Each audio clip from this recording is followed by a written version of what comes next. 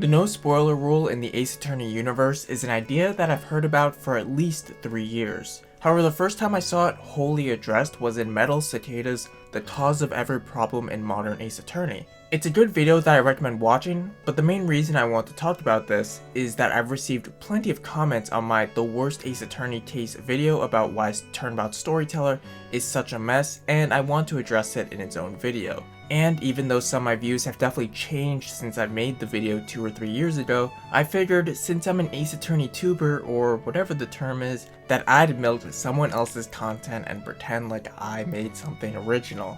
So the main crux of his video is how this rule has ruined the continuity of Ace Attorney and has hindered the series' ability to develop characters over the course of multiple games. If references are made in a game to previous games, they're often so meaningless and substanceless that they tell you nothing.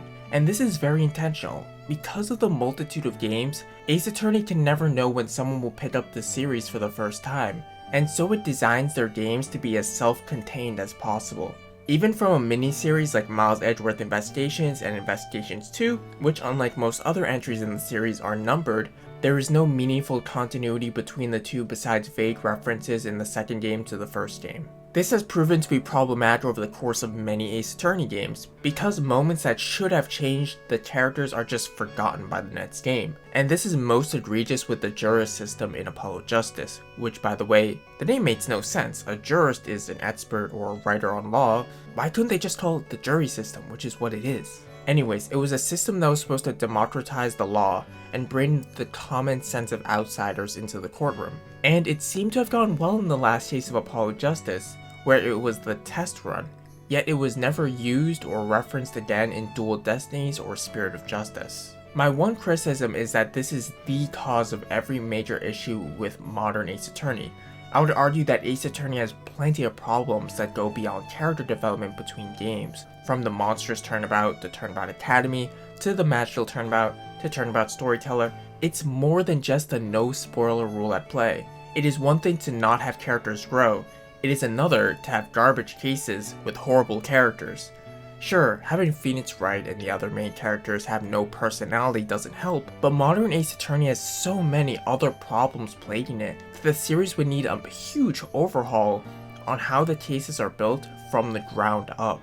As a counterexample, I think Miles Edgeworth Ace Attorney Investigations 2 is a great game, established after the era of the no spoiler rule. Does the previous game matter? Yeah, it helps give some necessary context, especially for a new character like Kay Faraday, but the game is solid on its own. Does Edgeworth never mention Wright's name mean anything for the plot of the game? Not really. Sure, it's kind of funny as a fan, but maybe it shows how Edgeworth sees himself as better than Wright. But regardless, the no spoiler rule isn't always relevant and game determinative, and I sometimes think it is a crutch argument for some fundamental problems that the series has that goes much deeper than character and story development between games. There is hope for the Ace Attorney series in the form of the Great Ace Attorney Chronicles. Unlike the prior games, the events of the first game are not only directly referenced by the second game, but are basically spoiled. You cannot play them out of order without ruining the experience of the duology. The way that all the characters develop between the two games provides them the most fulfilling storytelling and character growth in the entire franchise. And also, if you want to catch my reviews of each of those cases, I'll be uploading those on this channel as well. Overall, Metalcicada makes a lot of great points and I highly recommend the video. There's just one additional point I want to make, which takes the form of a question.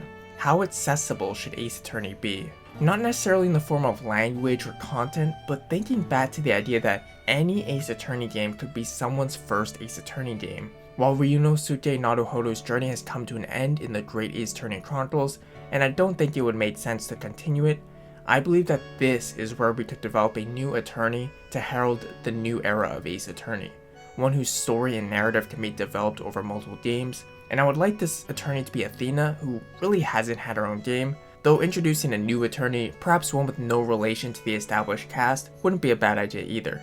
It's time to clean the slate of Ace Attorney and start anew.